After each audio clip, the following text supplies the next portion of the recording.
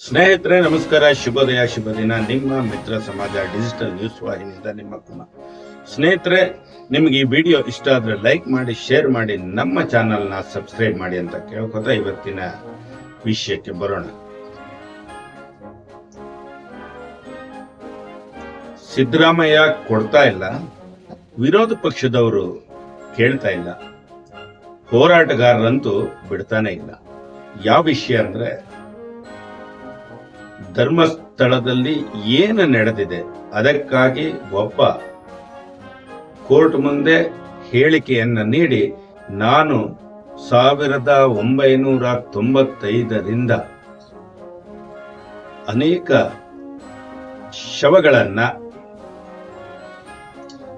ಶವಗಳನ್ನ ನಾನು ಹೂತಾಕಿದ್ದೇನೆ ಅಂತ ಆತ ಕೋರ್ಟಿನಲ್ಲಿ ದಾಖಲು ಮಾಡಿದ್ದಾನೆ. ಅದರ ಶವ ಪರೀಕ್ಷೆಗೆ ಮತ್ತು ಹೂತಿಟ್ಟ ಜಾಗವನ್ನ ನಾನು ತೋರಿಸ್ತೇನೆ ಅಂತ ವಕೀಲರ ಮೂಲಕ ಹೋಗಿ ವಕೀಲರ ಜಡ್ಜ್ ಅಲ್ಲಿಯ ನ್ಯಾಯಾಧೀಶರ ಮುಂದೆ ತಪ್ಪೊಪ್ಪಿಗೆ ಕೊಟ್ಟು ಒಂದು ಶವದ ಅವಶೇಷವನ್ನು ಕೊಟ್ಟಿದ್ದಾನೆ. ಆದರೆ ಯಾಕೋ ಗೊತ್ತಿಲ್ಲ, ಆ ಒಂದು ಕಾರ್ಯ ವಿಳಂಬವಾಗಿ ನಡೀತಿದೆ. ಅದರ ಹಿನ್ನೆಲೆ ಏನು ಅಂತ ಬಯಲಾಗಿದೆ. ಸ್ನೇಹಿತರೆ, ಈ ವಿಷಯವಾಗಿ SITಗೆ ಕೊಡಿ ಅಂತ ನಿವೃತ್ತ ನ್ಯಾಯಾಧೀಶರ ಒಂದು ತಂಡ ಸಿದ್ದರಾಮಯ್ಯನವರಿಗೆ ಮನವಿ ಮಾಡಿದೆ. ಅಷ್ಟೇ ಅಲ್ಲ, ರಾಜ್ಯ ಮಹಿಳಾ ಆಯೋಗ ಸಹಿತ ಇದನ್ನು SITಗೆ ವಹಿಸಿ ಅಂತ ಕೇಳ್ಕೊಂಡಿದೆ ಮತ್ತು ಹೋರಾಟಗಾರರು ಇದನ್ನೇ ಹೇಳ್ತಾ ಇದ್ದಾರೆ. ಆದ್ರೆ ಸಿದ್ದರಾಮಯ್ಯ ಹಾಕೋಯನ್ನು SIT ಕೊಡಲ್ಲ ಅಂತ ಹೇಳ್ತಿದ್ದಾರೆ. ಈ ಮುಂಚೆ ಜಾರಕಿಹೊಳಿಗೆ ಮತ್ತೆ ಮುನಿರತ್ನಗೆ, ಪ್ರಜ್ವಲ್ ರೇವಣ್ಣ ಈ ಒಂದು ಕೇಸ್ಗಳ ಬಗ್ಗೆ ಸಿದ್ದರಾಮಯ್ಯ SIT ತನಿಖೆಗೆ ಆದೇಶ ನೀಡಿದರು. ಇದಕ್ಕೆ ಯಾಕೆ ತನಿಖೆ ಮಾಡ್ತಿಲ್ಲ, ಇದಕ್ಕೆ ಯಾಕೆ SIT ಕೊಡ್ತಿಲ್ಲ ಅಂತ ಕಾರಣನ ನಿಗೂಢವಾಗೇ ಇದೆ. ಆದ್ರೆ ಈ ಒಂದು ಪ್ರಕರಣದಲ್ಲಿ ವಿರೋಧ ಪಕ್ಷವಾಗಿರುವ ಭಾರತೀಯ ಜನತಾ ಪಕ್ಷ ಪ್ರಬಲವಾದ ಹೋರಾಟನೇ ಮಾಡ್ತಿಲ್ಲ. ಬರೀ ಧರ್ಮಸ್ಥಳದ ಸುತ್ತಮುತ್ತ ಅಲ್ಲದೆ ಬೆಂಗಳೂರು, ಮೈಸೂರು, ಮಡಿಕೇರಿ, ಮಂಗಳೂರು ಮತ್ತು ಕೇರಳದಿಂದಲೂ ಹೋರಾಟಗಳು ಶುರುವಾಗಿದೆ. ಈ ಹೋರಾಟದ ಫಲವಾಗಿ ವಿರೋಧ ಪಕ್ಷ, ಕರ್ನಾಟಕ ರಾಜ್ಯದ ವಿರೋಧ ಪಕ್ಷದ ಬಿಜೆಪಿ ಯಾಕೋ ಸುಮ್ಮನೆ ಇದೆ. ಯಾಕೆ ಇರಬಹುದು ಅಂದ್ರೆ, CT ರವಿ ಮತ್ತು N ರವಿಕುಮಾರ್ ಇವರುಗಳಿಗೆ ಮಹಿಳಾ ವಿರೋಧಿಗಳು ಮಹಿಳೆಯರ ಬಗ್ಗೆ ಅವಹೇಳನಕಾರಿ ಮಾಡಿ ಈಗಾಗಲೇ ಜನರು ಸಾಕಷ್ಟು ಅವರಿಗೆ ಹೇಳಿರೋದ್ರಿಂದ ಅವರೇನೋ ಹಿಂಸರ್ದಿರ್ಬೋದು. ಇನ್ನ ಸ್ಕ್ರಿಪ್ಟ್ ರೈಟರ್ ಅಂತಲೇ ಹೇಳ್ಬೋದು ಚಲುವಾದಿ ನಾರಾಯಣ ಸ್ವಾಮಿಯು ಈ ಬಗ್ಗೆ ಮಾತಾಡ್ತಾನೆ ಇಲ್ಲ. ಇನ್ನು ಈ ನಮ್ಮ ರಾಜ್ಯದಲ್ಲಿ ವಿರೋಧ ಪಕ್ಷದ ನಾಯಕರಾಗಿ ಮತ್ತು ರಾಜ್ಯದ ಅಧ್ಯಕ್ಷರಾದ ವಿಜಯೇಂದ್ರನು ಸಹಿತ ಮಾತಾಡ್ತಾ ಇಲ್ಲ. ವಿಜಯೇಂದ್ರ ಮಾತಾಡದೇ ಇದ್ರೂ ವಿರೋಧ ಪಕ್ಷದ ನಾಯಕರಾದ ಅಶೋಕ್ ಅವರು ಈ ಒಂದು ವಿಷಯದ ಬಗ್ಗೆ ಮಾತನಾಡಲೇಬೇಕಾಗಿತ್ತು. ಇವರು ಒತ್ತಾಯ ಕೊಡಬೇಕಾಯ್ತು, ಯಾಕೋ ಏನೋ ಗೊತ್ತಿಲ್ಲ. ಆದ್ರೆ ಅಶೋಕ್ ರವರು ಇದರಲ್ಲಿ ಈ ಒಂದು ಸೌಜನ್ಯ ಹತ್ಯೆಯ ಕೇಸಿನಲ್ಲಿ ಹಿಂದೇಟು ಹೊಡಿತಿರೋದು ಯಾಕೆ ಅನ್ನೋದು ಇನ್ನೂ ನಿಗೂಢವಾಗೇ ಇದೆ. ಕಾರಣ ಏನಪ್ಪಾ ಅಂದ್ರೆ, ಈ ಒಂದು ಸಂದರ್ಭದಲ್ಲಿ ಸೌಜನ್ಯ ಹತ್ಯೆಯಾದ ಸಂದರ್ಭ ಮತ್ತು ಈಗ ಒಬ್ಬ ಕೋರ್ಟಿಗೆ ಶರಣಾಗಿ ಹೇಳಿಕೆ ನೀಡಿದ್ದಾರಲ್ಲ, 95ರಿಂದ 2014ರವರೆಗೆ ಸುಮಾರು ನೂರಾರು ಹೆಣಗಳನ್ನ ನಾನು ಕಾಡಿನಲ್ಲಿ ಊತಿಟ್ಟಿದ್ದೇನೆ, ಅದನ್ನು ತೋರಿಸ್ತೇನೆ ಅಂತ ಹೇಳಿದನಲ್ಲ. ಈ ಒಂದು ಸಂದರ್ಭದಲ್ಲಿ ರಾಜ್ಯದಲ್ಲಿ ಪ್ರತಿಷ್ಠಿತ ಮುಖ್ಯಮಂತ್ರಿಗಳೇ ಇದ್ರು. ದೇವೇಗೌಡರಿದ್ರು, JH ಪಟೇಲ್ ಇದ್ರು, SM ಕೃಷ್ಣ ಇದ್ರು ಮತ್ತು ಧರ್ಮಸಿಂಗ್ ಅವರು ಸಹಿತ ಈ ನಡುವೆ ಮುಖ್ಯಮಂತ್ರಿಗಳಾಗಿದ್ರು. ಇದರಲ್ಲಿ ಕೊನೆಯ ಹಂತದಲ್ಲಿ ಅಂದ್ರೆ 2012ರಲ್ಲಿ ಬಿಜೆಪಿಯ S ಯಡಿಯೂರಪ್ಪನವರು, ಸದಾನಂದ ಗೌಡರು ಮತ್ತು ಜಗದೀಶ್ ಶೆಟ್ಟರ್ ಮತ್ತೆ ಪ್ರಮುಖವಾಗಿ ಸಿದ್ದರಾಮಯ್ಯ ಸಹಿತ ಈ ಒಂದು ಅವಧಿಯಲ್ಲಿ ಈ ರಾಜ್ಯದ ಮುಖ್ಯಮಂತ್ರಿಗಳಾಗಿತ್ತು. ಈ ಅವಧಿಯಲ್ಲಿ ಏನೇನು ನಡೆದಿತ್ತು ಅದು ಗೃಹ ಇಲಾಖೆಗೆ ಸಂಬಂಧಿಸಿರುತ್ತೆ. ಗೃಹ ಇಲಾಖೆ ಮತ್ತು ಗೃಹ ಸಚಿವರು ಅದರಲ್ಲಿ ಬಹಳಷ್ಟು ವಿಶೇಷವಾಗಿ 2012ರಲ್ಲಿ ಸೌಜನ್ಯ ಕೊಲೆಯಾಗುತ್ತೆ. ಈ ಕೊಲೆಯ ಸಂದರ್ಭದಲ್ಲಿ ಮಾನ್ಯ ಅಶೋಕ್ ರವರು 2 ಬಾರಿ ಗೃಹ ಮಂತ್ರಿಗಳಾಗಿದ್ದರು. ಈ ಗೃಹ ಮಂತ್ರಿಗಳಾಗಿ ಇವರು ಯಾವ ರೀತಿ ಕಾರ್ಯನಿರ್ವಹಿಸುತ್ತಿದ್ರು, ಈ ಅಶೋಕ್ ರವರು ಆ ಸಂದರ್ಭದಲ್ಲಿ ಏನು ಮಾಡಿದ್ರು, ಅಂತ ನಮಗೆ ಅಂದರೆ ಜನಕ್ಕೆ ತಿಳಿಸ್ಬೇಕಾಗಿದೆ. ಈ ವಿಷಯವಾಗಿ ಧರ್ಮಸ್ಥಳದ ಧರ್ಮಾಧಿಕಾರಿಗಳಾದ ವೀರೇಂದ್ರ ಹೆಗ್ಗಡೆಯವರು ನಾನು ಆ ಸಂದರ್ಭದಲ್ಲಿ ಗೃಹ ಮಂತ್ರಿಗಳಾದ ಆರ್ ಅಶೋಕ್ ರವರಿಗೆ ಪತ್ರ ಬರೆದು ತನಿಖೆ ನಡೆಸಲು ಕೇಳಿಕೊಂಡಿದ್ದೆ ಅಂತಲೂ ಹೇಳಿದ್ದಾರೆ.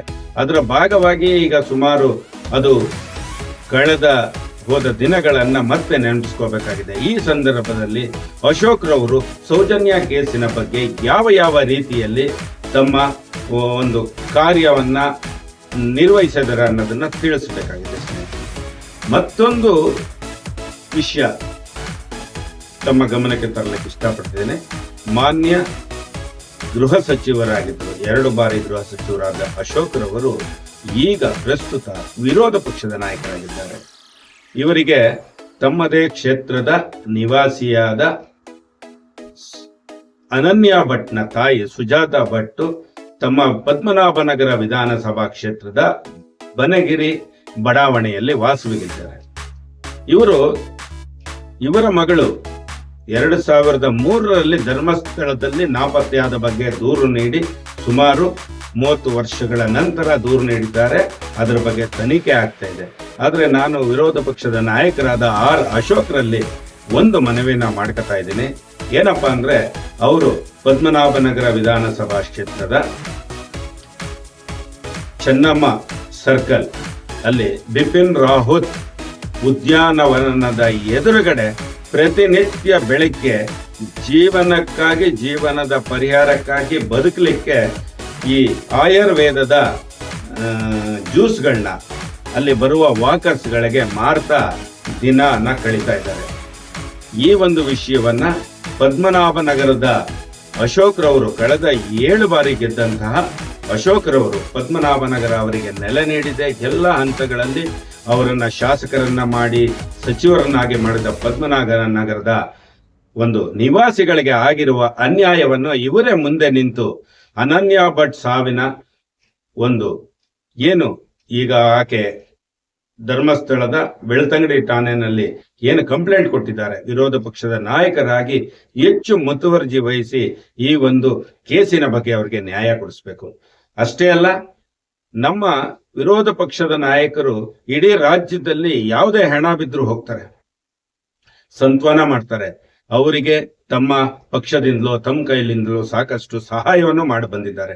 ಇದನ್ನು RCB ಸಂದರ್ಭದಲ್ಲಿ ನಾವೆಲ್ಲ ನೋಡಿದೀವಿ, RCB ಕಾಲ್ ತೊಳೆದ ಸಂದರ್ಭದಲ್ಲಿ. ಆದರೆ ಪದ್ಮನಾಭನಗರದಲ್ಲಿ ಈ ರೀತಿಯಾಗಿ ಯಾವುದೇ ಸಾವುಗಳಾಗ್ಲಿ ನೋವುಗಳಾಗ್ಲಿ ಅಶೋಕ್ ಅವರು ಸ್ಪಂದಿಸಿಲ್ಲ. ಇದಕ್ಕೆ ಒಂದೇ ಒಂದು ಉದಾಹರಣೆ ಸಮೇತ ನಾನು ಹೇಳ್ತೇನೆ. ಕಳೆದ ಮಾರ್ಚ್, ಜೂನ್, ಜುಲೈ ಅಂದ್ರೆ ಕಳೆದ ಮಳೆಯ ಆರಂಭದ ಸಂದರ್ಭದಲ್ಲಿ ಪದ್ಮನಾಭನಗರ ಕ್ಷೇತ್ರದ ಮತದಾರನಾಗಿದ್ದ ಒಬ್ಬ ಆಟೋ ಚಾಲಕ ಹೊಸಕೆರೆಹಳ್ಳಿಯಲ್ಲಿ ಮರ ಬಿದ್ದು ಸಾವಿಗೀಡಾಗ್ತಾನೆ.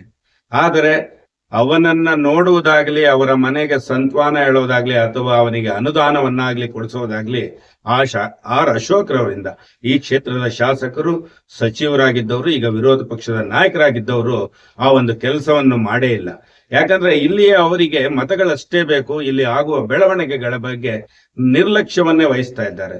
ಹಾಗಾಗಿ ಆರ್ ಅಶೋಕ್ ರವರು ಖಂಡಿತ ಬನಗಿರಿ ನಗರದ ನಿವಾಸಿಯಾಗಿರುವ ಸುಜಾತಾ ಭಟ್ ರವರನ್ನ ಭೇಟಿ ಮಾಡಬೇಕು.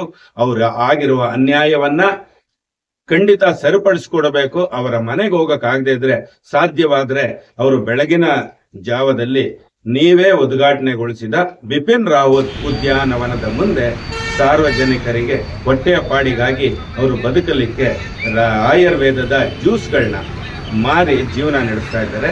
ಆಕೆ ಈಗ ಒಬ್ಬರೇ ಇದ್ದಾರೆ. ಕಳೆದ 4 ತಿಂಗಳ ಹಿಂದೆ ಅವರ ಗಂಡನು ತೀರ್ಕೊಂಡಿದ್ದಾರೆ. ದಯಮಾಡಿ ವಿರೋಧ ಪಕ್ಷದ ನಾಯಕರಾದ ಆರ್ ಅಶೋಕ್ ರವರು ನಿಮ್ಮ ಕ್ಷೇತ್ರದಲ್ಲಿರುವ ಒಬ್ಬ ಅನಾಥ ಮಹಿಳೆ ಅಂತ ಹೇಳ್ಬೋದು, ಅವಳಿಗೆ ನ್ಯಾಯವನ್ನ ಕೊಡಿಸಿ ಅಂತ ಈ ಮೂಲಕ ನಾನು ನಿಮ್ಮಲ್ಲಿ ವಿನಂತಿ ಮಾಡ್ತಾ ಇದ್ದೇನೆ. ಸ್ನೇಹಿತರೆ, ನಿಮ್ಗೆ ಈ ವಿಡಿಯೋ ಇಷ್ಟ ಆದ್ರೆ ಲೈಕ್ ಮಾಡಿ, ಶೇರ್ ಮಾಡಿ, ನಮ್ಮ ಚಾನಲ್ಗೆ ಸಬ್ಸ್ಕ್ರೈಬ್ ಆಗಿ. ಜೈ ಹಿಂದ್, ಜೈ ಕರ್ನಾಟಕ.